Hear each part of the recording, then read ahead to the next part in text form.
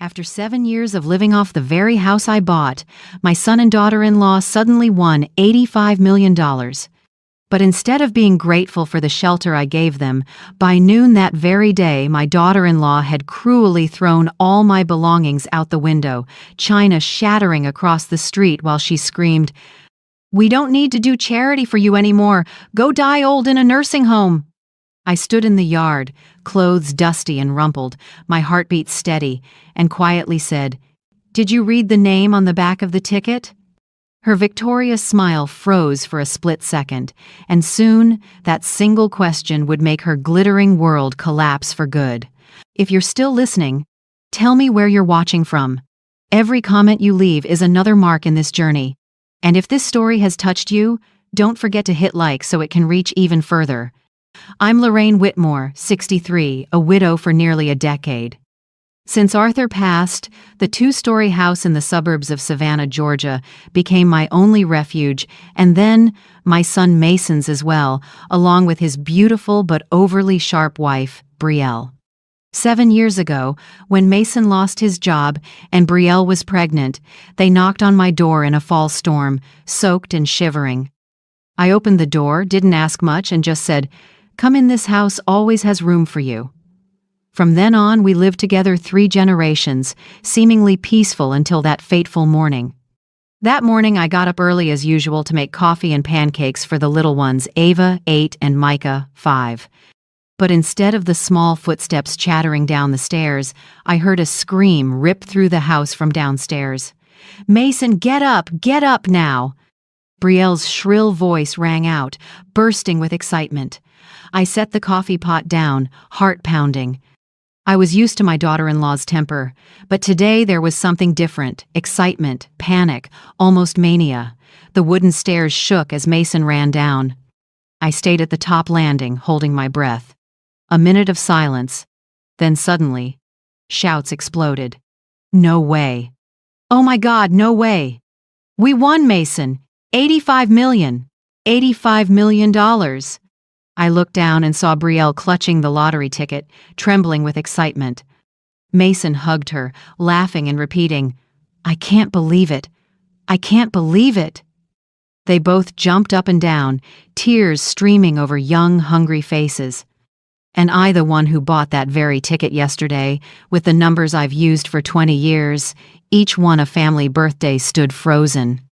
My heart sank, not because of the money, but because they never asked, "Mom, is this your ticket?" I stepped halfway down the stairs, about to speak, when Brielle turned, eyes blazing like someone who'd just found buried treasure. "We're rich, Mason. Finally, we don't have to live in this old house anymore." She said it and kissed the ticket like a trophy. I stopped. The words, "this old house," stabbed right through me. The home Arthur and I built with every saved dollar, every extra shift, every can of paint we rolled on with our own hands. I wanted to say I was the one who bought that ticket at the corner convenience store, but the words stuck in my throat. I looked at Mason, my only son, hoping he'd realize something. But he just stood there, letting Brielle call the shots, like always. I went back to my small room in the attic, heavy-hearted. I brewed tea, but my hands shook so hard I spilled water on the table. For the first time in years, I felt like a stranger in my own home. About an hour later, I heard cars pulling up, nosy neighbors arriving after hearing about the lottery family. Laughter, doors slamming, glasses clinking. I looked out the window and saw Brielle showing off, waving the ticket, and Mason beside her, smiling awkwardly. By noon, there was a hard knock on my door. Brielle stood there, arms crossed, lips curled. "Start packing. We're moving, and we don't need any dead weight coming along." I didn't grasp it at first. "Dead weight?" I repeated, my voice hoarse. "Yeah, we're buying a mansion. It wouldn't make sense for you to come. At your age, it's better to find a decent nursing home. They'll take care of you there." I looked her in the eye. "This is my house, Brielle. Used to be, Lorraine," she said, emphasizing each word. "Now we have a new life. And you're not part of it." Then she yanked open the closet and started throwing my things, dresses, the wedding photo, a pottery vase I made when I was young. Everything went crashing into the yard below. I stood there, silent, while neighbors gathered and whispered. Mason stood on the threshold, hands in his pockets, face pale, but he didn't step in to stop his wife. "Brielle, stop," he muttered, but she didn't listen. "We don't need to do charity for you anymore," she shouted, as if she wanted the whole neighborhood to hear. The words felt like a knife in my chest. I quietly bent down, picked up the shattered frame, and wiped the dust off with my sleeve. The elderly neighbor across the street hurried over to help me gather things, but I stopped her. "Thank you, but I can do it." I collected what was still intact, a few changes of clothes, a wedding photo, and a small box holding Arthur's ring. When a beat-up yellow cab pulled up, I stood, took a long breath. I turned to Mason, my son, whom I'd once believed would protect his mother for life. "You're not going to say anything?" I asked, calm and firm. He looked down. "Brielle, just went a little too far, Mom." "No, Mason," I said. "This is the choice you two made." I walked toward the gate, then stopped. Brielle stood there, arms crossed, still wearing that triumphant smile. I looked straight at her. "Did you read the name on the back of the ticket?" For a split second, that smile stalled. A flicker of doubt crossed her eyes, then she quickly feigned disdain. "I have no idea what you're talking about." I didn't answer. I opened the cab door, put my suitcase in the trunk, and told the driver softly, "Anywhere, with the cheapest rooms nearby." As the car pulled away, I checked the rearview mirror. Mason stood frozen on the steps, the two little ones pressed to the upstairs window, eyes red-rimmed. Brielle turned away, pretending to be on the phone, but I could see her shoulders tighten. The room I rented sat above a Chinese restaurant. It barely fit a twin bed, a wobbly wooden table, and a window stuck in its frame. The smell of frying oil rose from downstairs, seeping into my hair and clothes. I sat on the edge of the bed, opened my bag, and took out a paper folded in quarters, the purchase receipt. The scrawled Lorraine Whitmore in the signature box was still clear. I ran my finger over the name and heard Arthur's voice in my ear. "Always sign your name, Lorraine. People can forget everything else, but a signature never lies." I smiled faintly. Outside, the city buzzed, but in that tiny room I felt a strange peace. They thought I'd lost, but really, the game had only just begun. After Arthur was laid to rest, the house was so quiet I could hear the clock ticking all night. I missed him, his tall, slender frame, the way he grumbled when I added extra salt to the stew, and that raspy laugh every early morning. Widowhood at 56 taught me to speak less and keep small rituals to feel like he was still around, pouring 2 cups of coffee each morning, straightening the armchair by the fireplace, sometimes whispering, "I'm okay, Arthur." Then, one February night in a downpour, Mason showed up. He stood on the porch, soaked, gripping a suitcase. Behind him was Brielle, makeup smeared, eyes red. "Mom, we lost the apartment. My company folded. The landlord wants rent now. We can't swing it." I opened the door without further questions and nodded. "Come in, this house always has room for you." Brielle thanked me, voice trembling. She was young, beautiful, and knew how to draw sympathy. That day I believed I was doing the right thing. I couldn't have imagined that Mason's just a few months would stretch into 7 years, 7 years of being the help in the very house with my name on the deed. At first, things seemed fine. I gave them the big downstairs room, the one Arthur loved for its east-facing windows. "Morning sun is good for the baby," I said. Mason squeezed my hand and smiled. "Thanks, Mom. I'll pay you back soon." But soon never came. After Ava was born, then Micah 2 years later, Brielle didn't return to work. Mason bounced between jobs, some months bringing home nothing. I covered every utility bill, groceries, and the homeowner's insurance with my teacher's pension and what little savings of Arthur's remained. I didn't regret it. I believed family love balances itself, that when they got stable, they'd lift me up in return. I remembered Arthur's words before he died. If you can, don't let our kid know hunger, Lorraine.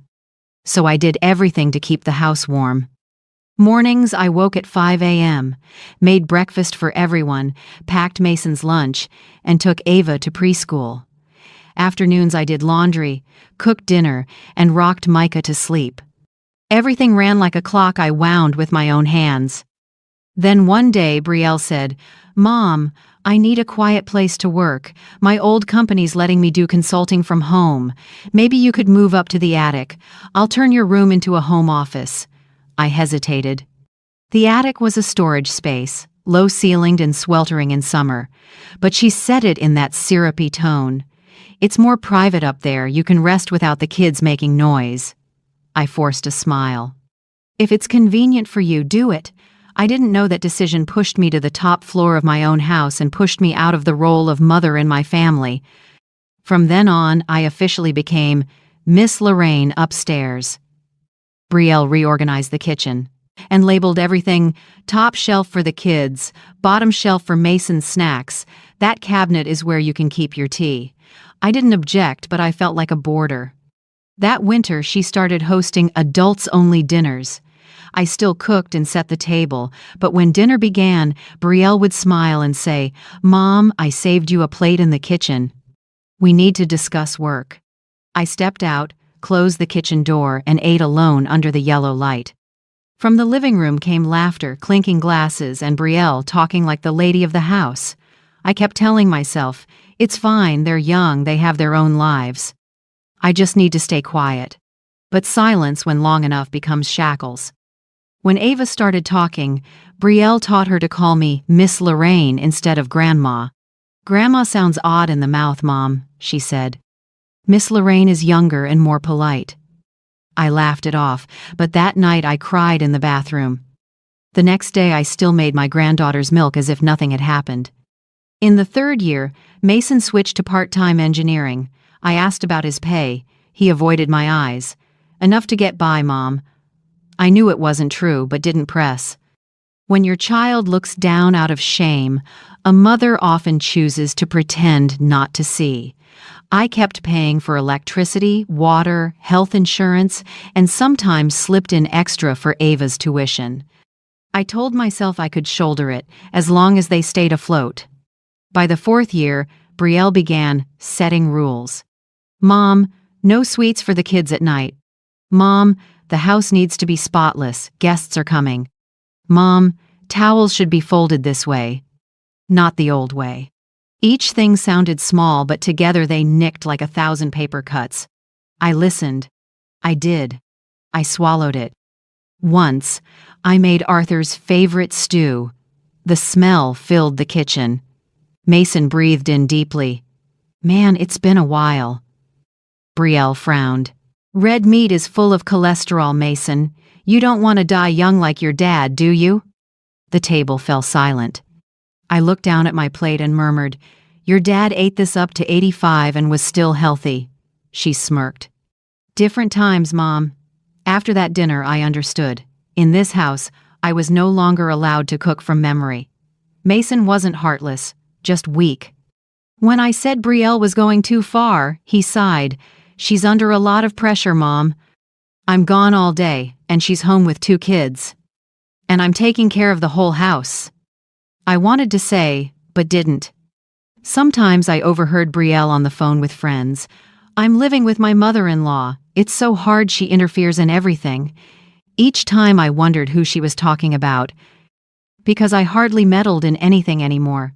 I just quietly cleaned, did laundry, and recorded expenses in a small notebook. I still remember a spring morning. I was hanging laundry in the backyard when I heard Brielle in the kitchen telling Mason, "Do you know how people see us? A married couple living off his old mother.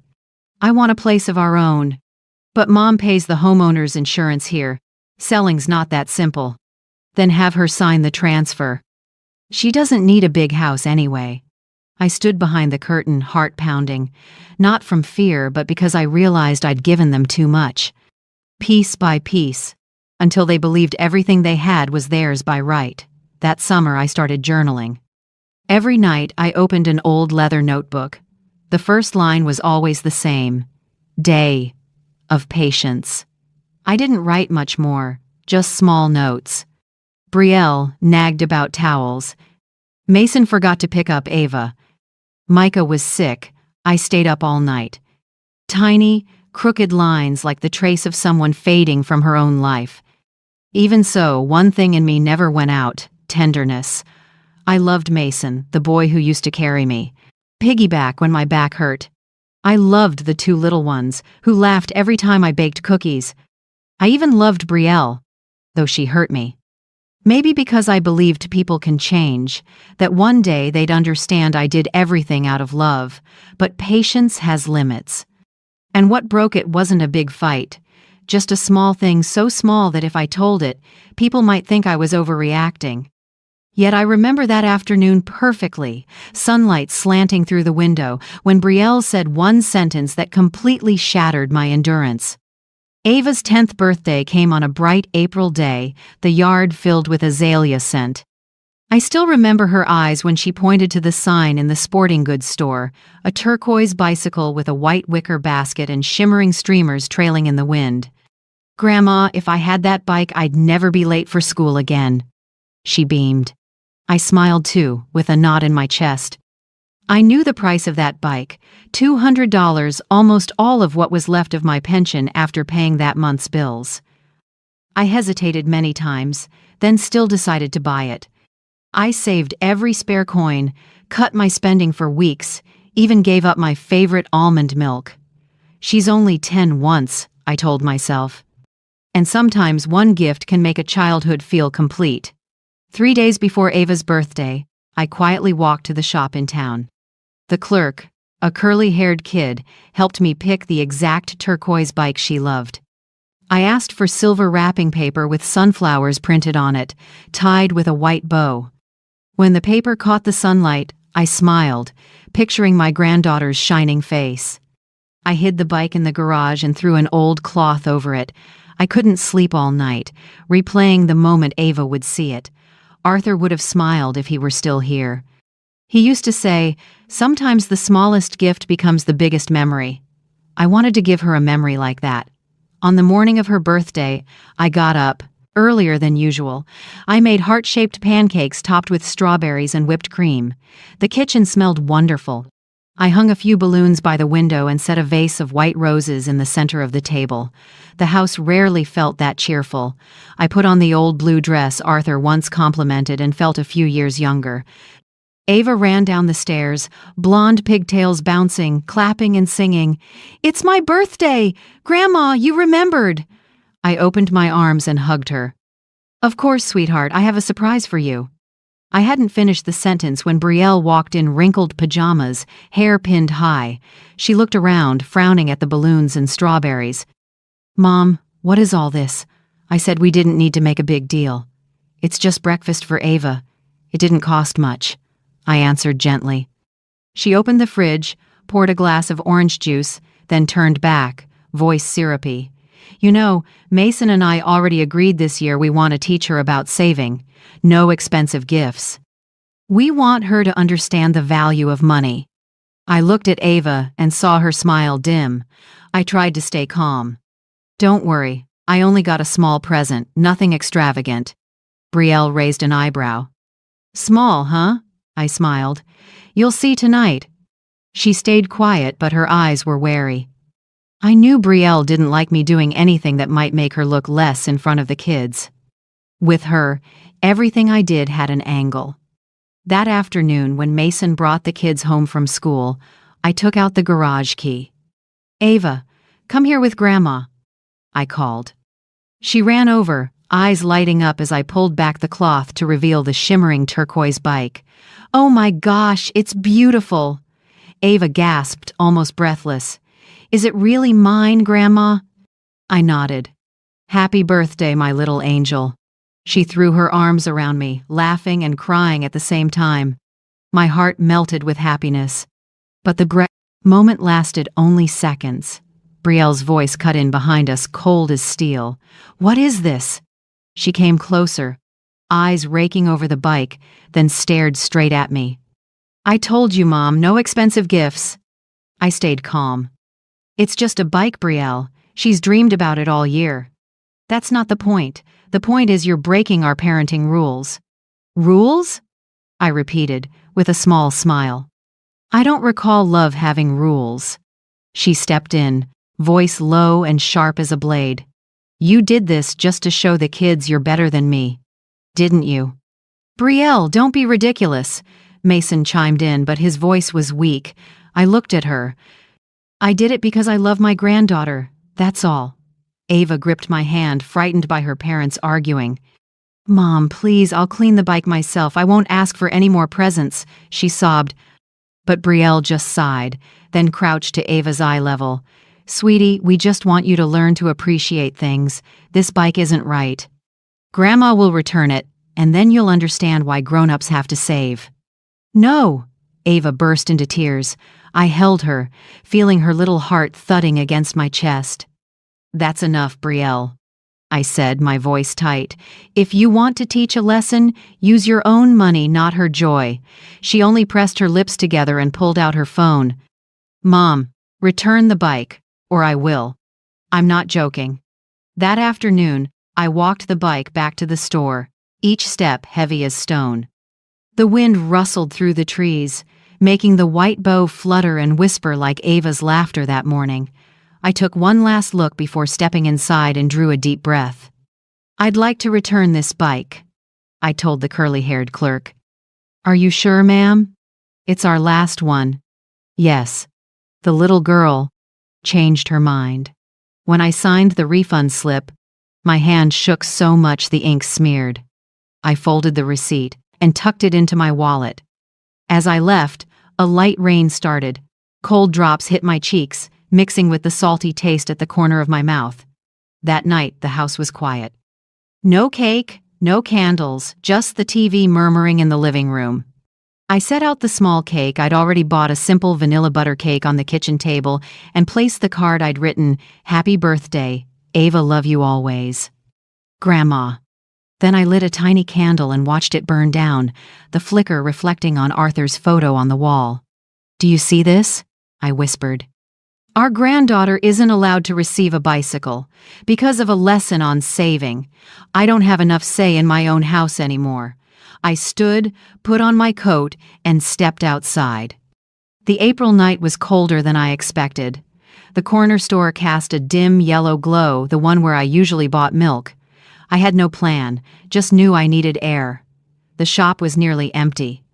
The owner, a familiar Italian gentleman, smiled. Cold night, Miss Lorraine. Still want coffee?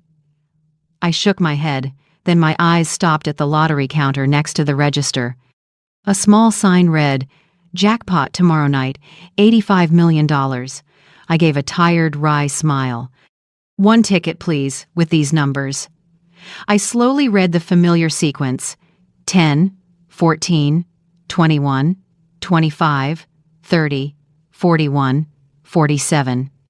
Birthdays for Arthur, me, Mason, and the two kids. The numbers I'd played for 20 years, an old habit that never meant much. I pulled out a pen and signed the back. Lorraine Whitmore, Arthur's old rule, always sign and keep the receipt, Lorraine. People can argue plenty, but they can't fake a signature. I smiled at the owner, slid the ticket and receipt into my coat pocket. I could use a little luck tonight, he replied. Hope you get what you're wishing for. On the way home, I looked at the lit windows in the dark and wondered how many people inside were as tired as I was, still trying to believe in good, even when hurt by their own family. I wasn't hoping for wealth. I was asking for one simple thing, a way out. When I got home, I placed the ticket and receipt on the kitchen table, right where anyone could see, as if laying down a quiet prayer to the universe. Then I went up to the attic and listened to the rain tapping on the roof. The next morning, as the first light slipped through the window, I heard Brielle shriek downstairs, her voice high with excitement. Mason, wake up, now! We won! Rushed footsteps, then a burst of laughter, quick kisses, a chair scraping. 85 million! Oh my God, we won 85 million! I sat up, heart pounding. I didn't need to look to know which ticket they were holding. I stepped onto the stairs and looked down at a scene both familiar and strange. Brielle clinging to Mason, tears of joy, the ticket held high, the ticket I had bought. I can't believe it. Who'd have thought, just picked it up off the table and our lives changed? Brielle yelled, buzzing with excitement. Maybe someone forgot it, but it's ours now. Mason laughed, hugging her tight. I stood still on the staircase. What started with a returned bicycle was turning into a storm I'd never imagined. I said nothing. I just watched the two people I'd supported for 7 years dancing around my kitchen as if fate had handed them a reward. I closed my eyes and told myself, "Stay quiet, Lorraine. Let them think they've won." I wanted to see how far their greed would take them and whether on that road they'd have enough conscience to realize the ticket was never theirs. 3 days after they won, the phone in my rented room rang off the hook at 7 a.m. I didn't pick up in time before it rang again, urgent, as if someone were racing the clock. "This is Grant Holloway, counsel for the Georgia State Lottery Commission," a calm baritone said. You need to verify a few details about the lottery ticket registered to Lorraine Whitmore." "Is now a good time?" I paused, heart quickening. "Yes, I'm the one who bought that ticket." Papers rustled on his end. "We've matched the signature, serial number, and our system records. The ticket was registered under the name Lorraine Whitmore, former Savannah address, correct?" "Correct. Then congratulations, you're the grand prize winner. $85 million. I was quiet for a few seconds. Not because I was surprised, but because a strange feeling rose in me, not exactly joy, not shock, more like when a storm you saw from miles away finally arrives. "Mr. Holloway continued, his tone turning serious, "but I need you to be aware third parties have contacted the commission claiming to be the real owner of the ticket. A woman named Brielle Carter Whitmore." I closed my eyes and smiled. "I'm guessing she didn't forget the hyphenated last name?" "Not at all," he said, a bit surprised at my composure. "She claims the ticket was bought with marital funds and that you, pardon my bluntness, are no longer competent to manage assets." I let out a small laugh, steady. "They haven't changed. When they can't take something, they try to convince others I'm not smart enough to keep it." I heard typing on his end. "Could you confirm a few items so we can protect your legal rights? The back signature, your ID number, and proof of purchase time?" I opened my wallet and pulled out the receipt I'd sealed between two laminates. "I have the receipt. Benny's Corner Mart. Purchase time, 7:43 p.m., Friday, April 12th. The serial number matches the ticket. I also have copies of my ID, and the store camera will show it." I spoke clearly, without a hint of hesitation. On the other end, Holloway's voice dropped, impressed. "Excellent. That's sufficient to affirm you as the lawful owner. However, I should warn you, these folks seem ready to cause trouble. They may push rumors that you're confused or even forge medical records." I sighed, but didn't waver. "Don't worry. I'm used to their labeling games. In my life, I've had many tags: weak, stubborn, old-fashioned. One more won't matter." A beat of silence, then he said slowly, "You're the calmest person I've ever told they've won $85 million. I gave a small smile. "Because to me, the real prize isn't the money, it's the truth." Before ending the call, he reminded me, "The claim window is 10 days from today. If you need it, we can arrange security or independent financial advisors." I thanked him, then said, "I'll make arrangements. But give me a few days, I want to see how far their performance goes." After the call, I sat still for a long time. Morning light slipped through the small window and washed over the peeling gray wall. I felt caught between two worlds. On one side, the shabby room that smelled like fryer oil. On the other, the people who'd just declared themselves millionaires with my money. I pulled out my old notebook and wrote a few lines. Day 1 after the win. I'm still poor, but richer than they are in one way. I still have my self-respect. I closed the notebook and dialed Penelope Banks, my neighbor of 30 years. Penelope's the kind of woman everyone respects. Serious, fair, and allergic to show-offs. "Lorraine, good Lord, where are you?" The whole neighborhood's talking about your lottery win. I knocked a few times and only saw your daughter-in-law, she said you went on. Vacation? I laughed. Yeah, I'm on vacation somewhere with no air conditioning, no people, and a smell of grease in my hair. What on earth? Pen, I need a favor. I kept it short. Watch the house for a few days. Note dates, plates, what cars show up. I want to see how fast they burn through cash. Penelope. I was quiet a few seconds, then asked softly, "What are you going to do, Lorraine?" "I'm not going to do anything," I said lightly. "I just want the truth to surface at the right time, in the right place." In the afternoon, I stopped by First Southern Bank and opened a small safe deposit box. The young teller asked, "What will you be storing, ma'am?" "My future," I said, placing inside the original receipt, a photocopy of the ticket, and copies of my ID. I kept scans and a few photos on my phone. I've learned that sometimes justice needs to be kept in more than one drawer. As I left the bank, I caught my reflection in the glass, an older woman with silver hair, a gray cardigan, and an oddly steady gaze. Arthur used to tell me, "You're gentle, but when pushed, you turn into ice." Today, I understood he was right. I walked back and stopped at a sidewalk cafe. It was small, with just a few people reading the paper. I ordered a hot black coffee, pulled out my notebook, and began to write.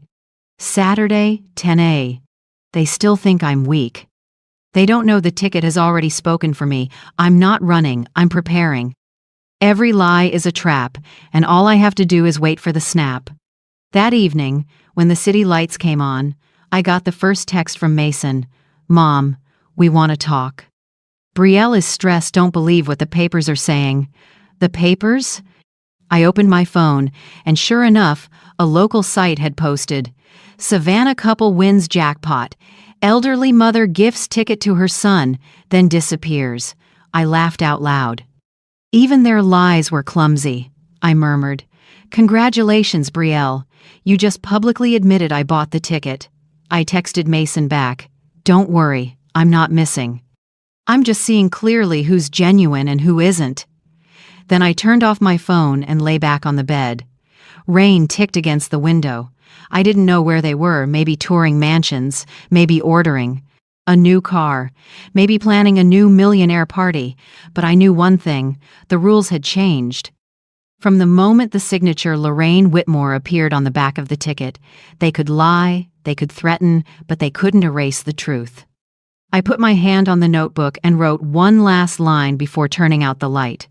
Tomorrow, when they buy more cars, more dresses, more lies, I'll just smile. Because this game isn't about money. It's about character. I used to think greed only shows when people are desperate. Turns out, it grows even bigger when they get something they never deserved. Just 3 days after the win, Brielle started performing like a star. She made a new social media account called The Lucky Whitmore.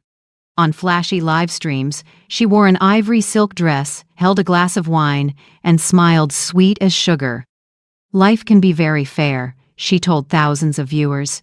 "If you do the right thing, the universe will send a reward." I watched that video on my old phone in the rented room, half amused and half heartsick. Because in that line about the universe rewarding people who do the right thing, Brielle was implying I was the opposite, an old, senile freeloader living off her kids.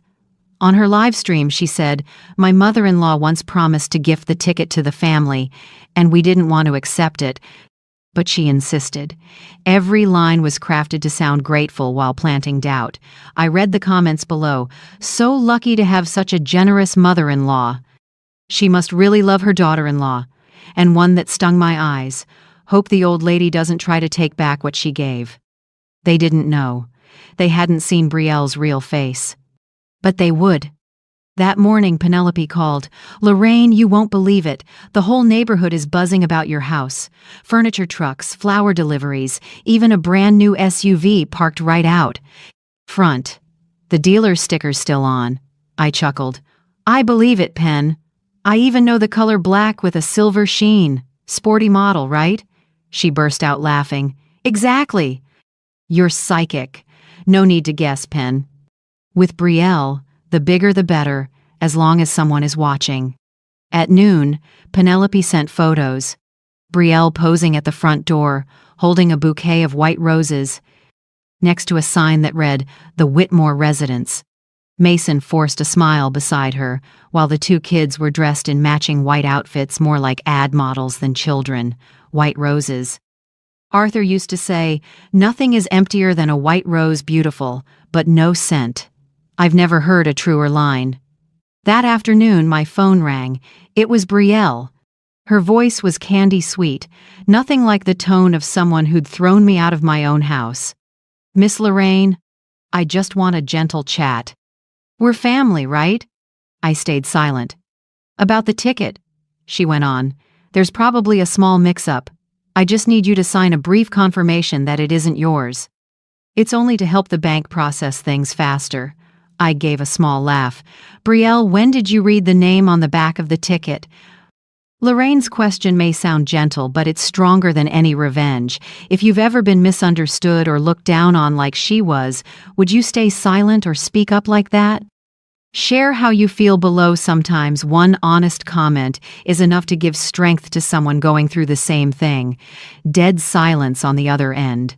The pause stretched so long I could hear her breathing quicken. Then she changed the subject. "People online are saying you're not in a stable situation. I'm just worried someone might take advantage of you." I cut in. "Thanks for the concern. But the only person who's ever taken advantage of me is the one on this call." I hung up, and when I looked out the window, rain began to fall, each drop tapping the foggy glass like a signal that a storm was coming. The next night, an email came from Attorney Holloway. "Miss Lorraine, we just received a letter from the law office of Carter Whitmore Family Holdings. It alleges you lack the financial and mental capacity to manage assets and requests that financial guardianship be transferred to your son, Mason Whitmore." I wasn't surprised. I knew Brielle would play this card, attacking with the senile mother image she'd seeded in public. "Still," I asked, "what do you think, Holloway?" He gave a short, wry laugh. "I think it's a bad play. They don't understand the law. Your signature, the original receipt, the purchase data, they're all solid. If they push this, they'll cause trouble for themselves." "Then let them keep going," I said. "The farther they walk, the more footprints they leave." The next day, Penelope called again, voice lowered to a near whisper. "Lorraine, I've heard them arguing all afternoon." Mason yelled, "Stop it, this is my mother!" And Brielle screamed, "No way! If you don't take my side, you lose everything!" I closed my eyes. Mason's image flashed in my mind, the little boy who once pedaled his bike around the yard, who promised, "I'll protect you forever, Mom." Now he was stuck between his mother and a wife draining his soul. I didn't blame him. I was just sad. Sometimes love can make people blind.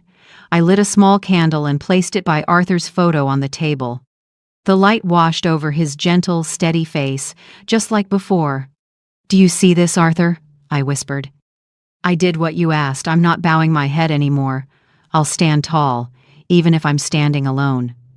I sat a long time watching the flame tremble. Every time a draft slipped through the doorframe, the flame wavered but didn't go out. In it, I saw myself, maybe shaky, but still shining. I opened my notebook and wrote a new page. "Already spent it, Mom. Deposits on 2 cars, down payment on a mansion on Tybee Island, signed a furniture contract, even paid for a Europe trip. All from a pending funds account. They said the money would arrive soon." I sat on the old plastic chair and listened, each word cutting like a blade. "So," I asked quietly, "you spent money you didn't have?" Mason was silent. I thought he'd make excuses, but he didn't. Just a sigh and a faint rustle, like he was raking his hand through his hair. I closed my eyes. "Mason, for 7 years, who paid the electric bill, the water, the insurance, the kids' schooling?" No answer. I repeated, slower. "Who, Mason?" After a heavy few seconds, he said softly, "You did." "Right," I said. "Me. The person you said was living off you. The one thrown out of her own house. The one labeled Not competent. And now you're calling to ask if the ticket is mine. Mason's voice shook. I didn't know Brielle would do that. She said, she thought you wouldn't take it back. I gave a small, bitter laugh. She doesn't understand me, Mason. I can forgive being poor. I can't forgive deception. I paused, then said slowly, You want to talk? Fine. Come to where I am. Today, 2 p.m. Mason was quiet. I heard an engine start on his end. Mom, I'll come. Good, I said, but bring the truth. No gifts, no excuses. Just the truth. After the call, I looked around my little room, not fancy, not tidy, but the only place still mine. The peeling wooden table, the old beige curtain, the slightly crooked plastic chair where I wrote every night. I wiped the dust off the chair, steadied its legs, then opened the window to let in the morning air with its mix of fryer oil and coffee from the restaurant downstairs. That smell used to bother me, but today it made me feel alive, like I'd stepped back into a real rhythm of living, no longer faking niceness to keep anyone happy. Before the meeting time, the phone rang again. It was Attorney Halloway. Miss Whitmore, he said, I've secured an identity verification and prize claim slot for you. 3 p.m. tomorrow at the main office. Please arrive 15 minutes early. I nodded, even though he couldn't see me. Thank you, Grant. This is almost over. Do you want us to alert the press? In cases like yours, the media is very interested, I answered. Not yet. I want a few people to know the truth before the world does. After the call, I brewed a pot of peppermint tea. The fresh scent filled the room, blending with the soft noon light. I sat at the table, opened my notebook, and wrote one more line. Monday, 6:45. My son asked, Did you buy the ticket? I answered, Yes. Maybe this morning, for the first time in 7 years, he heard his mother's real voice. I closed the notebook and set it beside the cup. On the wall, an old family photo hung slightly crooked. In it, me, Arthur, and 5-year-old Mason stood in front of the first house we bought. Sunlight lit our faces bright and peaceful. I touched the faded frame. Arthur, I whispered, if you were here, what would you do? Would you forgive him? I answered myself in silence. Maybe you would. I won't. I poured more water into the pot, and the steam fogged the window. Each bead on the glass reflected a memory. Mason's first day of school and the lunch I packed. Arthur laughing, saying the boy looked just like him. Then the funeral, the driving rain, and me standing alone as the casket was lowered. That day I promised to protect our son at all costs. But it turns out, sometimes protecting means letting him face his own mistakes. It wasn't even 2 o'clock yet, but I was ready. I set the table, arranged 2 cups of tea and a small plate of cookies. Nothing fancy, just my habit. Older folks like me tend to make things comfortable before serious conversations. I threw the window wide so the light would fall across the tablecloth and make the room feel less gloomy. Outside, traffic was picking up. I heard kids laughing on the street and an older lady greeting customers at the cafe across the way. Life went on as usual. While I was getting ready for the most important confrontation of my life, not in a courtroom, but with the son I brought into this world. I looked at the clock, 1:47. It wasn't time yet, but my heart was beating harder, not from fear, but from keeping myself steady. I wanted Mason to see clearly. His mother is not the weak, confused woman Brielle painted me to be. I wanted every word I said to carry the weight of a truth they had tried to bury. A breeze moved through, carrying the scent of mint out to the porch. I sat down, placed my hand on my notebook, and told myself, if you choose conscience, I'll save you. If you choose silence, let the law do the rest. I turned the teacup slightly and watched the little circles ripple across the surface, each ring a symbol of 7 years of pressure, 7 years of endurance, 7 years of unconditional love. Now each ring was fading into the next, leaving the surface still like my heart before the storm. 1 more hour, and Mason would walk through that door. I told myself, this time, you won't only meet your mother, You'll meet the woman you and your wife woke up, the woman you should never have underestimated." I took the first sip of tea, the warmth sliding down my throat. Sunlight tilted across the old wall, leaving a soft band of light like a promise. Outside, a light breeze brushed the window frame, and the wind chime gave a gentle ring. I looked at the empty chair across from me and said out loud, "Son, I'm waiting." A knock sounded right at 2 p.m. Not early, not late. I stood, feeling not nervous but oddly as if I were about to preside over a hearing. The door opened. Mason stood there, pale, hair mussed, eyes sunken. He glanced around the shabby room, the stained ceiling, the lopsided single bed, the damp in the corner, then looked back at me, voice tight. "I'm sorry, Mom." Just 4 words. But I knew he'd crossed a long night to say them. I didn't answer, just motioned to the chair I'd wiped down that morning. "Sit, Mason. This room isn't pretty, but at least it's mine." He lowered his head, avoiding my eyes. The dim light through the window cast our silhouettes across the blotchy wall, 2 figures close, yet far. Not 5 minutes later, Brielle showed up. Her heels struck sharp on the concrete. A sweet, biting perfume swamped the lingering fryer smell from downstairs. She swept in, scanned the room, and smirked. "Cozy, isn't it?" I calmly set my cup down. "It's warm because there are no lies in here, Brielle." She shrugged, perched on the edge of the bed, and pulled out her phone like she was at some fancy meeting. Mason looked from her to me, awkward. I decided not to drag out the pretending. "I'll be brief," I said. "This morning, the lottery's attorney confirmed it. The name on the ticket is Lorraine Whitmore. The payout account is set. The money will hit within 24 hours. The room went still.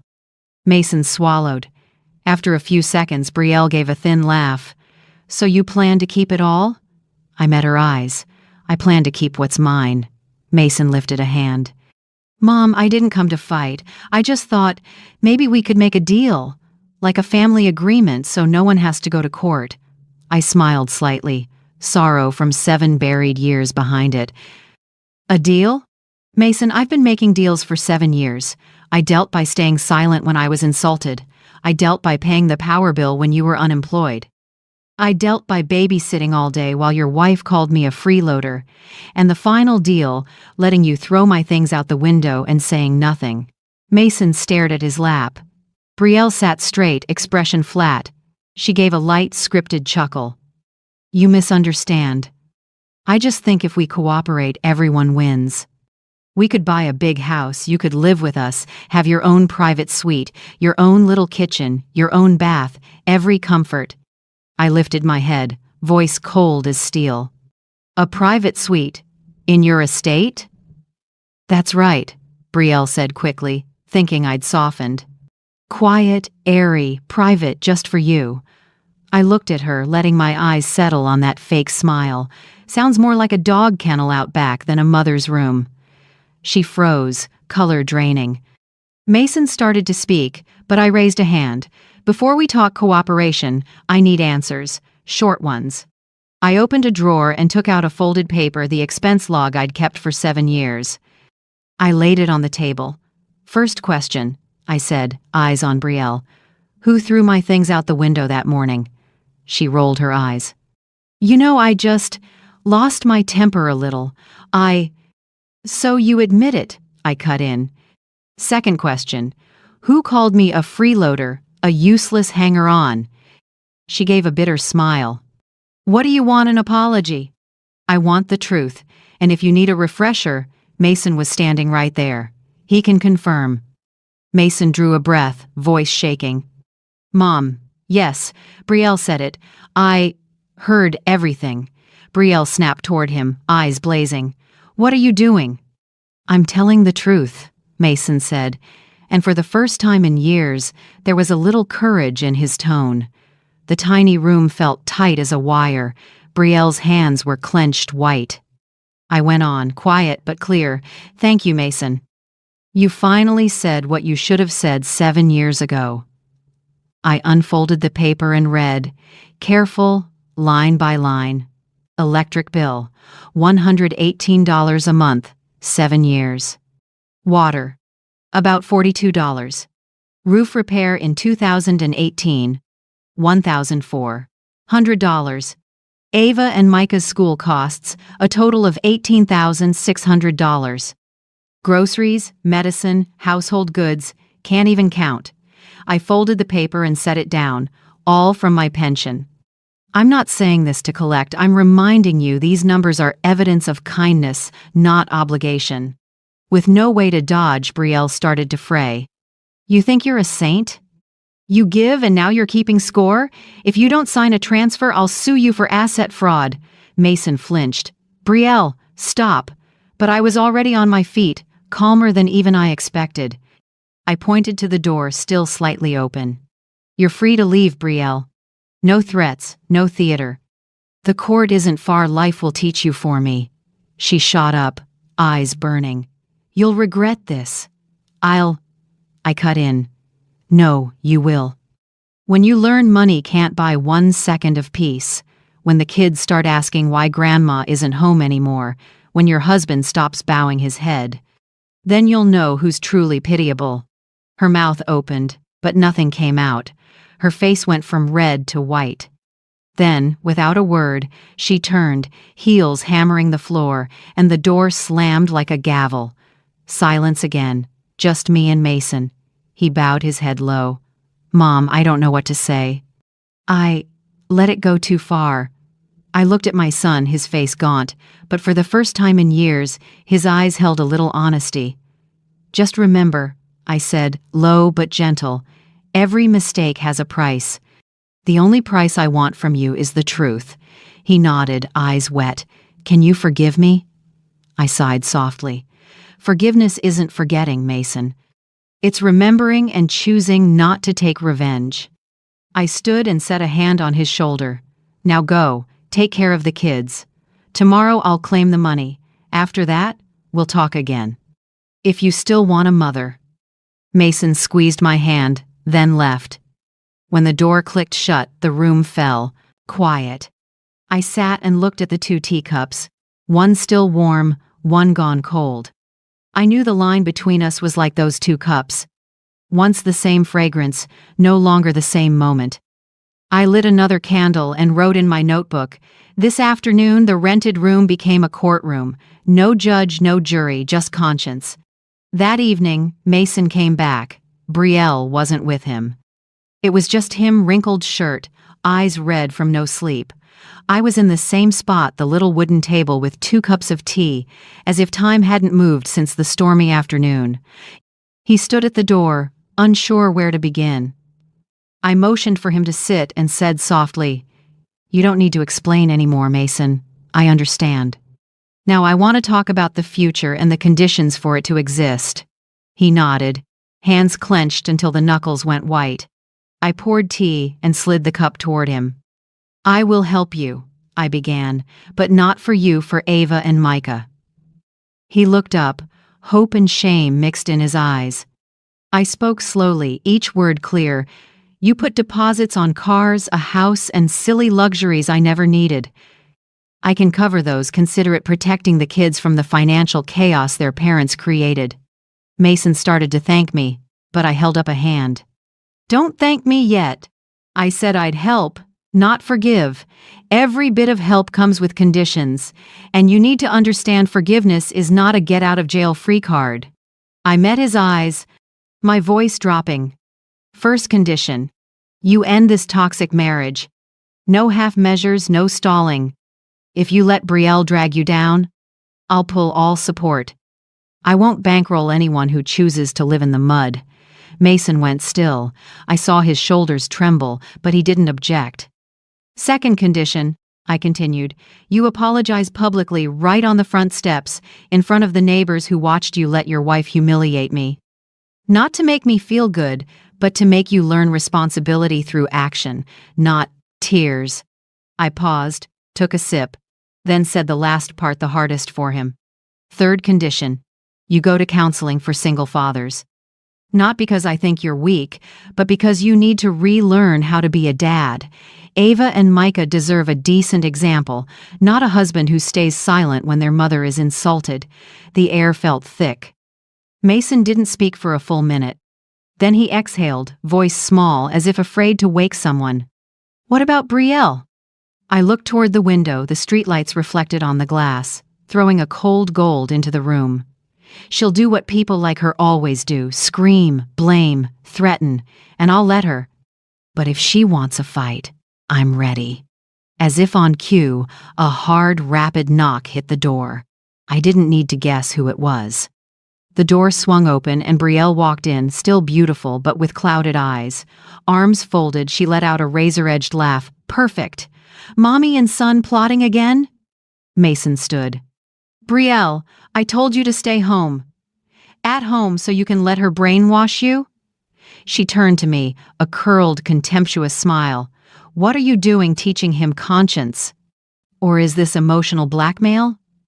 I stayed calm, letting none of her noise stir me. "I'm setting the terms for forgiveness, Brielle. And you, sadly, aren't on the list." "Oh, really?" She arched a brow, voice sharper. "You think you can control my husband forever? I'll take full custody and half the assets. I have legal rights and I know the law." I gave a small smile and answered evenly, no louder than conversation. "Then sue, Brielle. But remember, don't use my money to hire your lawyer." Silence stretched. In her eyes, I caught a flicker of confusion, maybe the first time she'd met someone who wasn't afraid. Mason turned, put a hand on my shoulder, and said, voice rough, "Mom, I choose you. And the kids." I didn't hug him or say more. I just nodded. Arthur's old words rang in my head. A man grows up when he faces consequences. Mason had stepped over that line, and I would let him walk it himself. Brielle looked at her husband, eyes rimmed red. "You'll regret this." Mason didn't answer. His silence was the reply she refused to accept. She yanked the door, the metal clanging against the wall. "I won't let this go! You'll lose everything!" Her voice cracked, split between hate and fear. I just watched her go and said, my voice low, "No, Brielle. You're the one who's losing because you've thrown away the one thing money can't buy. Respect," she snapped. "We'll see you in court. I'm not afraid." I smiled, light as a breeze. "Good, because this time, the court won't just ask who's right, it'll ask who forgot how to be human." Brielle spun on her heel. Her high heels hammered the metal stairs, echoing beat by beat like a countdown to an oncoming legal storm. I sat still and listened until the sound faded, leaving only silence. Mason collapsed into the chair, head in his hands. "I don't even know where to start." "Start by keeping your word," I said. "Tomorrow, go apologize to Penelope and the neighbors who saw everything. Tell it all. No excuses. And from now on, you'll pay your own rent, your own tuition, every last bill. I can help, but I won't bankroll you anymore." He nodded. In those red-rimmed eyes, I saw a faint light, not the glow of someone forgiven, but of someone beginning to understand what starting over means. I stood and refilled his tea. "Drink it, so you remember the taste of truth. Bitter at first, clean after." Mason took a small sip and gave a tiny nod. "I understand, Mom." Softly I answered, "No, Mason, you're learning to understand." When he left, Savannah's night sank into a heavy mist. I stood at the window and watched his headlights disappear around the corner. On the table, my notebook lay open to a page half written. I picked up my pen and added, "Tonight, my son chose what's right over what's easy. Forgiveness comes with terms because love isn't a servant. The clack of a liar's heels travels far, but in the end, silence wins." I set the pen down and blew out the candle.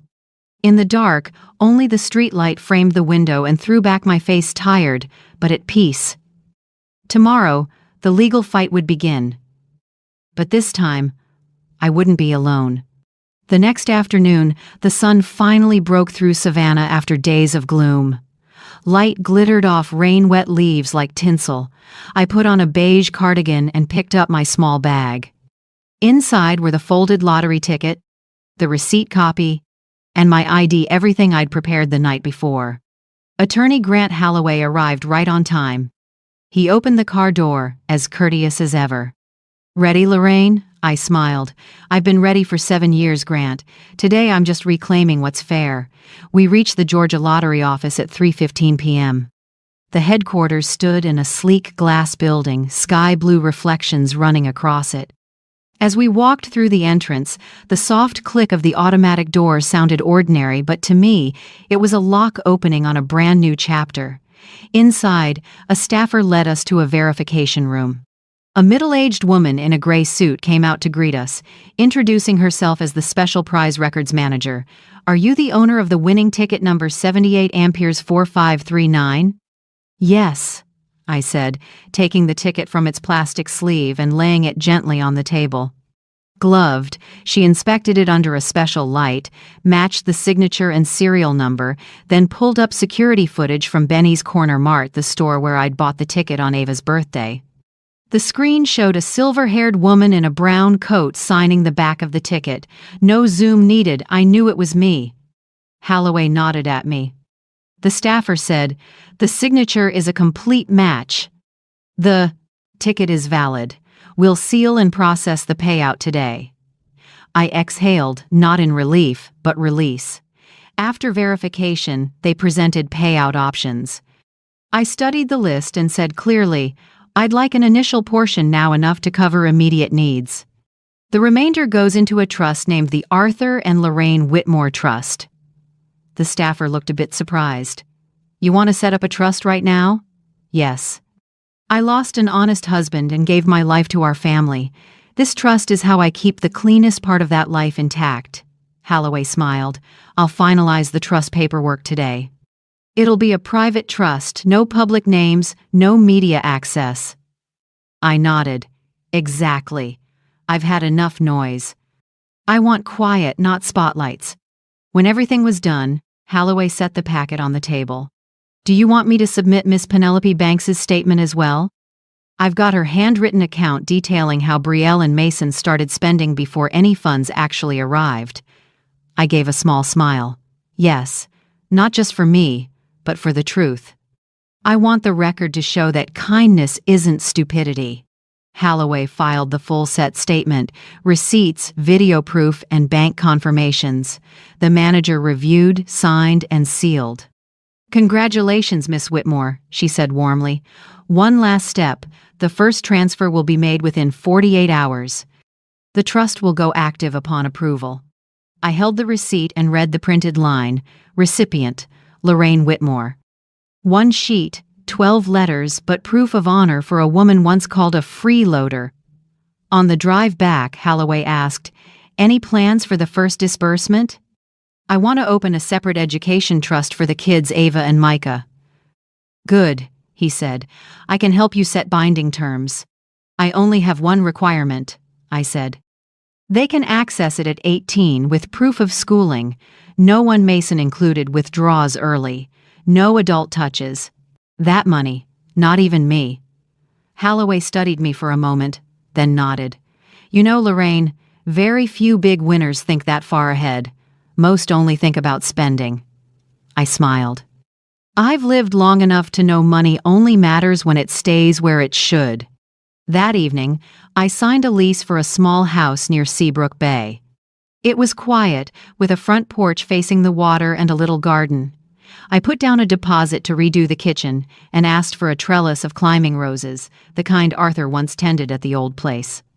The contractor asked, "What color?" "Velvety red, summer bloomers with a strong scent," I said. "I want to open the door each morning and remember him not with tears, but with fragrance." I paid, then left the rental office. Driving past the bay, the water caught the orange of the setting Sunday. For a moment I saw myself a woman once thrown out of her home walking down the road of her own freedom. Night fell. I went back to the old room to finish packing. My phone pinged an email from Brielle. Subject: legal notice and health warning. I opened it. A long paragraph and an attachment, a medical report forged in my name, claiming I had significant memory impairment and lacked the capacity to manage finances. She still didn't understand the game was over. I forwarded it to Holloway. In under 5 minutes, he called. "Lorraine, she's just made a serious mistake. That's defamation with fabricated documents. I'll send a formal cease and desist and put her on notice if she continues. We'll sue under Section 16 of the Freedom of Information and Reputation Protection Act." Quietly, I said, "Grant, see? People only lie when they're afraid of the truth." He chuckled. "You're right. But now the law's on your side. Let me handle the rest." I nodded and closed my phone. A sea breeze slipped through the cracked window, salt soft. I sat on the bed, shoulders, finally, loosening after months clenched tight. I thought about tomorrow, the day I'd officially be the winner of $85 million, but that no longer moved me. What soothed me most was proving I'm not crazy, not weak, and don't need anyone to define my worth. I looked at Arthur's photo on the table, his eyes as kind and deep as ever. "See, love," I whispered. "I did it. I kept signing my own name just like you told me." I lay down and let the night wind play with the curtain. For the first time in years, I slept deep, no screaming, no slamming doors, no shattering things, only the far-off sound of waves and a peace like old arms around me. Tonight, I stopped running from fear because it turned into evidence of resolve. May brought Savannah's damp winds. Mornings draped the city in a thin, cold veil. On one such morning, I got the court notice. Brielle Carter Whitmore had officially filed suit. The cause, as stated, was seeking custody and determination of the legal guardian for minors Ava and Micah. The complaint was nearly 100 pages. She accused me of manipulating Mason with lottery winnings, psychologically influencing him to break up the family, and lacking the capacity to control a large asset, creating a risk of financial abuse. I read every line, half laughing, half sighing. She still wouldn't stop. Instead of bowing her head and making amends, Brielle chose a loser's favorite lane-swapping victim and culprit. Holloway lifted the file and raised an eyebrow. "She's forgotten she's leaving a trail. This suit won't just fail, it'll expose her completely." I nodded. "I don't need a flashy win, Grant. I just want everything seen in the light." 2 weeks later, the first hearing opened. The judge was Meredith Shaw, a woman in her 50s with a sharp eye and an even voice. When I entered, she looked at me not with pity, but with the quiet respect reserved for someone who has endured too much. Brielle sat across the aisle in a pristine white dress, perfect hair, carefully done makeup. She held Mason's hand, but his eyes were cast down. I knew that grip wasn't love anymore, it was a shackle. Judge Shaw started with assessments of living conditions. The social worker reported, "Miss Whitmore's former rented room is recorded as neat and safe, though modest. The new Seabrook house has been inspected clean, comfortable, suitable for an older adult with space for children. Mr. Mason Whitmore's home is currently well maintained, with a stable plan for both children. By contrast, Miss Brielle Carter Whitmore's residence is under an unpaid mortgage and has a history of noise and disturbance complaints." Brielle tried to cut in, voice shooting high. "I only work from home. And he can't raise the kids alone." Judge Shaw raised a hand. "You'll have your turn." Next came the witnesses. Penelope Banks took the stand with a frayed little notebook. She recounted hearing Brielle insult me, the nights I quietly hauled trash, the bills I paid. When the judge asked why she remembered so clearly, Penelope said, "Because I watched a woman hold a family together with kindness and get pushed out the door by the same people." Then, 2 other neighbors spoke, followed by the corner store manager who confirmed I bought the ticket, signed it, and kept the receipt. Finally, Holloway played video from Penelope's porch camera, Brielle, throwing my things out the window to the shout of, "Go die in a nursing home." The courtroom went silent. Brielle bowed her head. Mason trembled, tears streaming. Judge Shaw tapped the gavel softly, voice steady. "Miss Carter Whitmore, The court has reviewed this. Verbal abuse, control, and defamation of an elder without physical violence still constitutes serious psychological abuse. Brielle burst into tears. I was just stressed. Stress does not excuse humiliation, the judge said, firm. When it was Mason's turn, I didn't look at my son. I just listened. He laid out a plan for single fatherhood, Ava and Micah's school schedules, a detailed budget, proof he'd enrolled in parenting counseling. The judge asked, "Do you have the financial ability to care for both children?" Mason answered, "Yes, Your Honor, I'm back to full-time work. My mother set up an education trust for the kids, but she doesn't interfere in my personal life." That sentence made me relax my shoulders a little. After all these years, he finally knew how to say something honest without dodging it.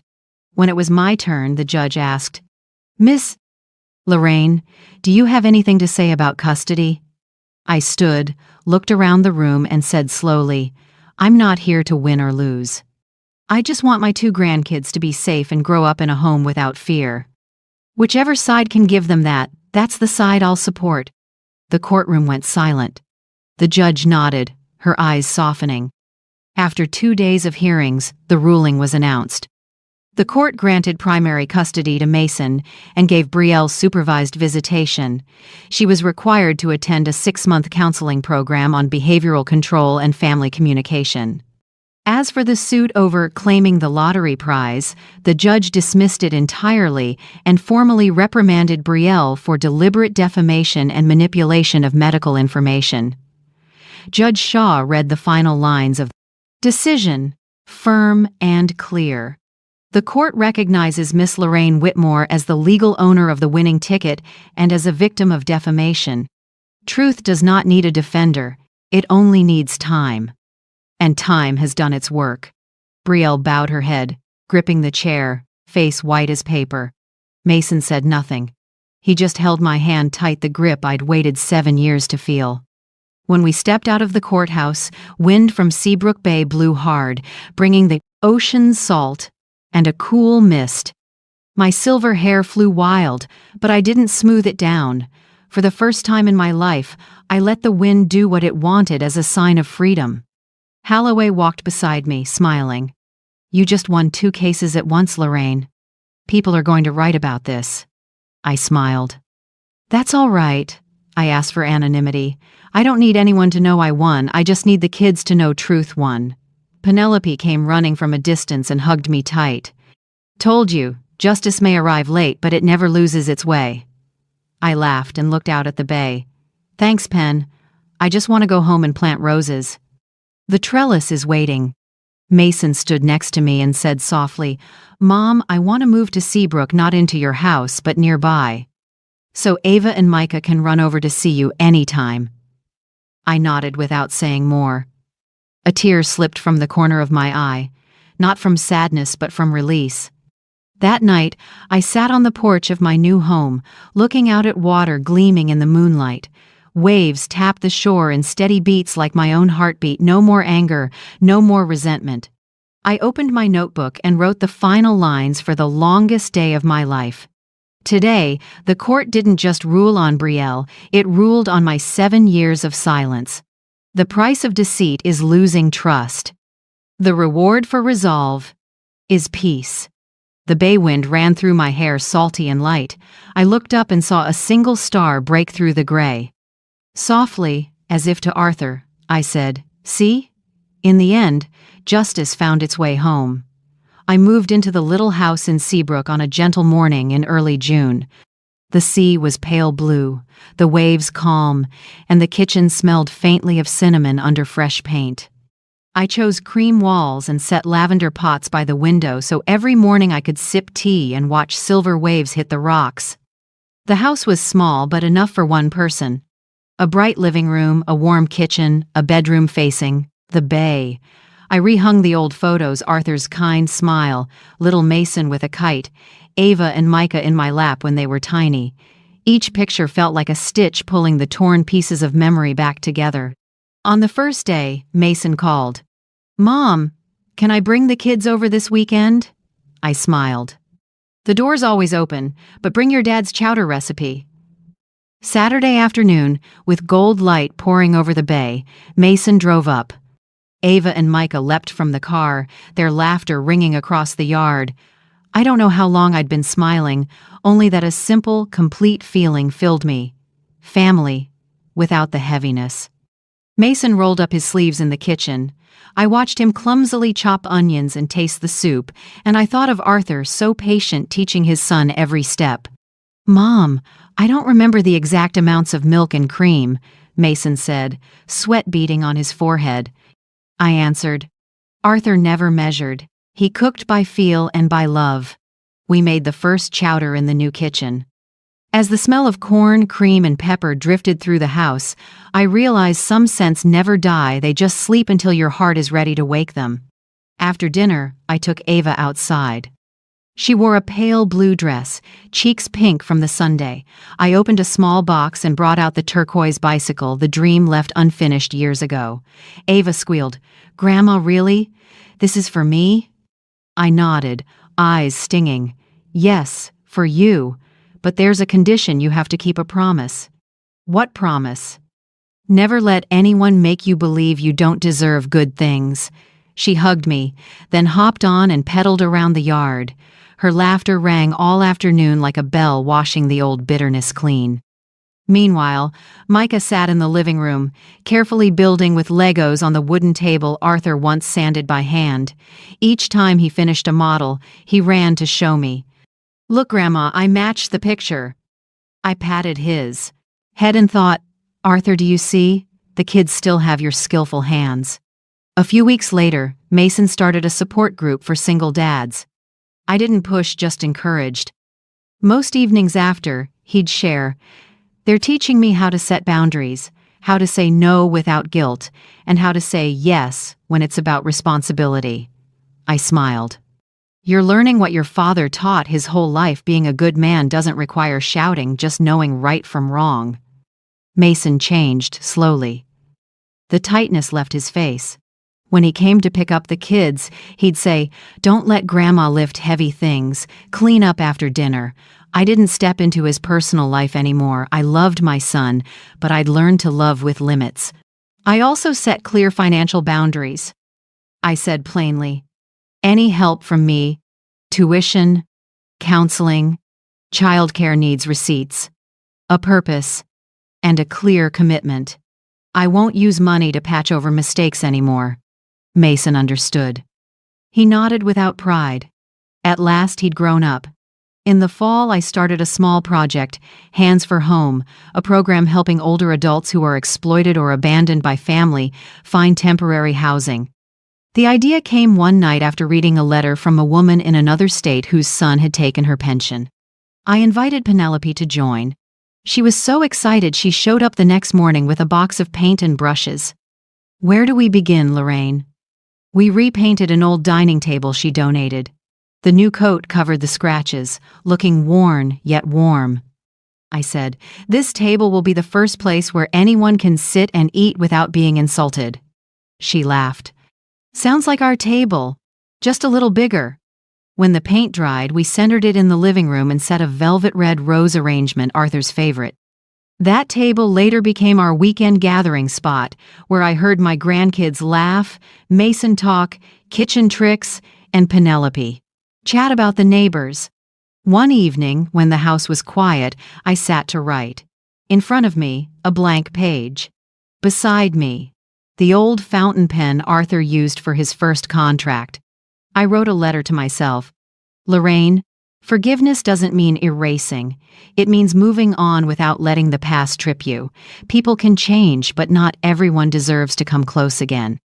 Your son is learning to be a father. You are learning to be yourself again." I folded the letter and slipped it into a drawer addressed to the woman in the mirror who made it through the storm without breaking. Night fell, and sea air swept across the porch, carrying salt and roses. I went to the garden, cut a red bloom, and brought it inside. On the shelf, Arthur's photo still smiled the same.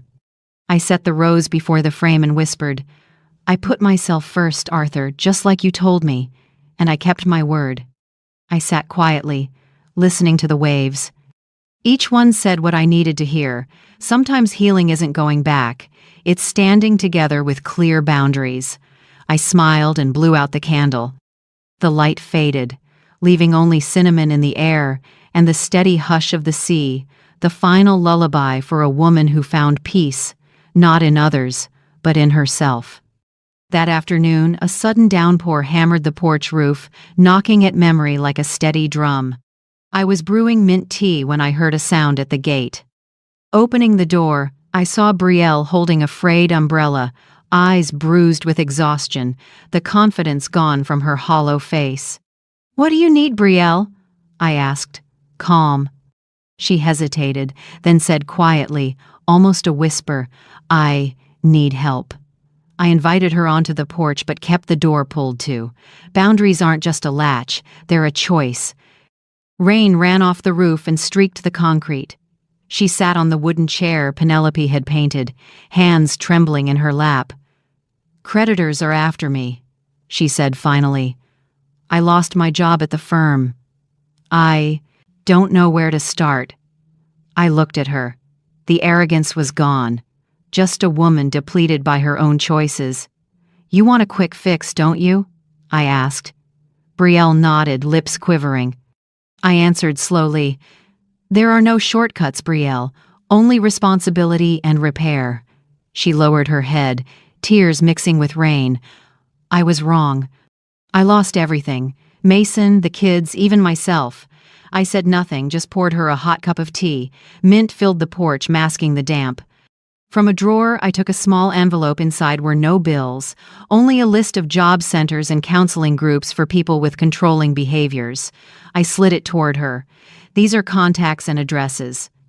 They'll help if you truly want to start over." She held it and looked up. "Can I see the kids?" "The court was clear," I said.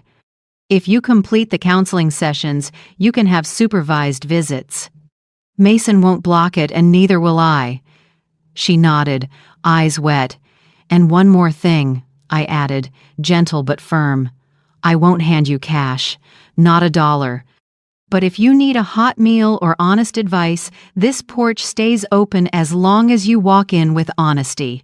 Silence stretched, then Brielle choked out, "I'm sorry, Lorraine." I looked at her a long time. "I hear you, and I accept it in my own way." She left when the rain eased.